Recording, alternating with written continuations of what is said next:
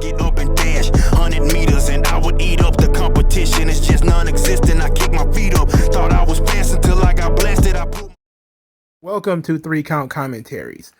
Let us discuss AEW Rampage from December the 10th, 2021. I think it's fair to say that Rampage has kind of found its niche. It is not really, for the last several weeks, it has been substantially less than complimentary to Dynamite. This is more like Sunday Night Heat. It's more like Jacked. It's more like Metal. And you know what? That's fine. We need those kinds of shows where the stars get to look good and the other guys just get beat.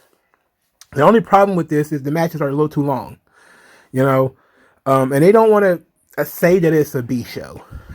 They kind of run from that idea because they think people won't watch it if they know it's a B show. But so they really put one big match on the show, one big angle on the show in order to try to get people to watch it. But I'm beginning to see every week there's becoming little and little reason to actually watch Rampage. I watch wrestling because I enjoy it, so not too concerned about it. But Rampage doesn't really get me excited. So I'm going to review it just like I review all the other shows, but I don't have high expectations for this show. Let's put it like that. So FTR was defeated by the Lucha Brothers. The match was fast-paced and it was actually not bad. It was typical Lucha Brothers match. They did all their usual spots. FTR, they had a spot where they got inadvertently hit with the AAA title. I still like Dasha Fuentes doing the ring announcement. I think she's better than Justin Roberts. And it's also very interesting to hear a woman's voice every now and again on this show.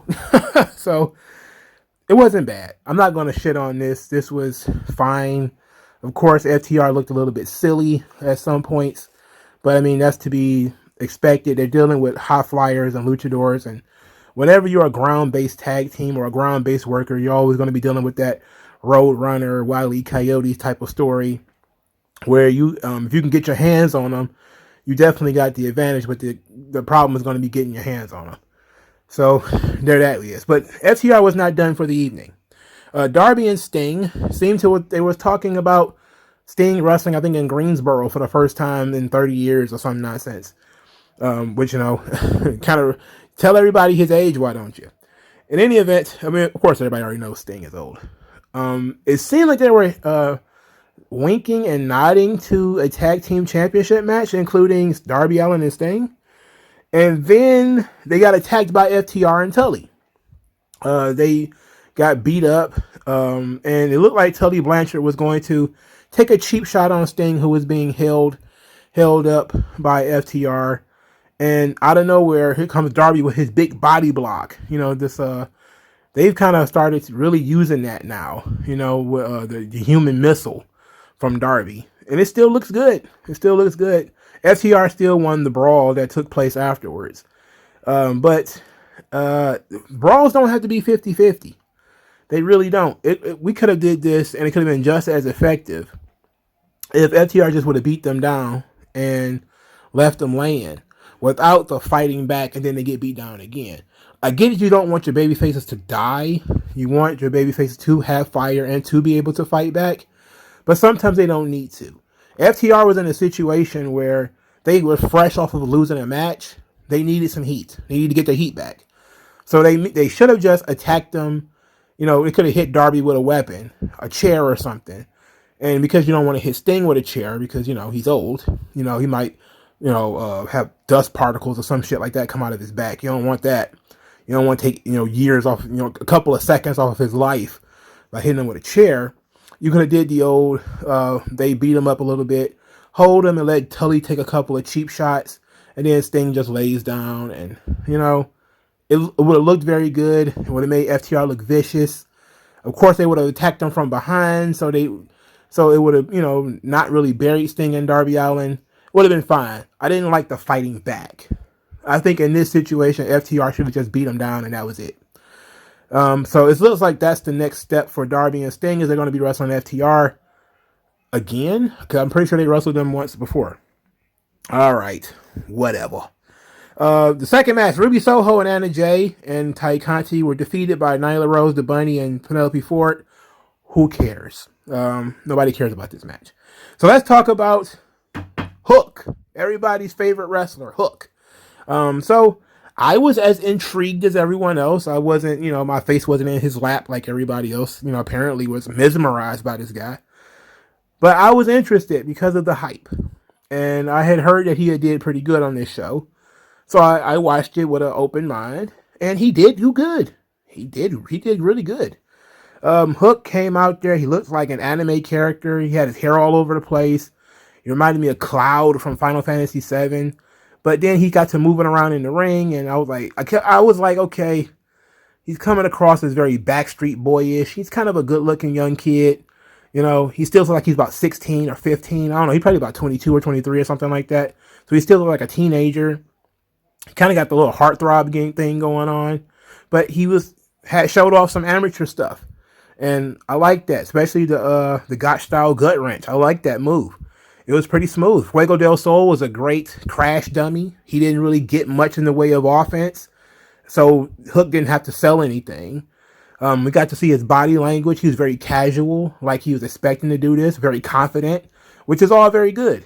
So Hook nailed it. He went with the Katacha Hajime, won the match, easy peasy, no problem. I like this. This was good. This was the kind of stuff that, they should do on NXT. And they do. When the Creed brothers are doing it, it was good. Now with Hook is doing it, it's good. Put somebody in there with a crash dummy, somebody they can throw around, somebody they can, practice their body language and facial expressions and get in reactions. There's a Hook is going to kill you chant. Really good stuff. The Hook debut was the best thing on this show, as far as I'm concerned. It was engaging. It was interesting. It was fresh. I was all about it. Hook gets a thumbs up. I'm really interested in how he's going to turn out when his opponents actually start fighting back, though. Because that's when to compare him to, like, say, Dominic Mysterio, they immediately threw Dominic in like the deep end. He was wrestling like Seth Rollins in his first match. So it's a little bit different because Hook got an opportunity to really go in there and do a developmental style squash match and just show off his stuff, his how smooth his offense is and stuff like that. Very good. Adam Cole and Wheeler Yuta. The Super Click was making fun of, I guess you want to call him Chaos, Rocky Romero's eye patch and all this kind of stuff. And they made fun of what's his face's haircut, Trent. And they swore up and down that Wheeler Yuta was going to surprise us and that he was going to put on the best he could. And it was stupid. The whole argument between these two teams is stupid. Adam Cole is not looking impressive at all. They tried to do a thing where Adam Cole was, toying with Wheeler Yuta by playing around with him, doing the fake kicks to his back. And, Wheeler Yuta, of course, had a babyface comeback. Of course, Adam Cole was going to win, and there was no question at whether he was going to win or not. So I didn't really see the big deal in this thing. After the match, the Super Click beat up everybody and just left them laying. And I was like, Adam Cole, this is a waste. This is a waste. It is what it is, though. At least he won. It took him 15 minutes or whatever to beat Wheeler Yuta. Whatever, at least he won. There's not much to complain about. The show went by pretty fast. The women's match was an absolute, abomination, and I didn't really pay attention to it, if we're being honest. I think I did myself a favor by deciding to peek in and out on that match and doing other things. But there was nothing on this show that really offended me or pissed me off or threw me for a loop. So I guess we snuck by with a decent episode of Rampage. Because I think maybe because my expectations have finally gotten to the point where I don't expect too much from this show, that it's okay. Let me know what you guys think in the comment section below. Like this video, share this video, subscribe to the channel, donate to the channel. Thank you guys for your time, and I'll talk to you guys later. Peace out.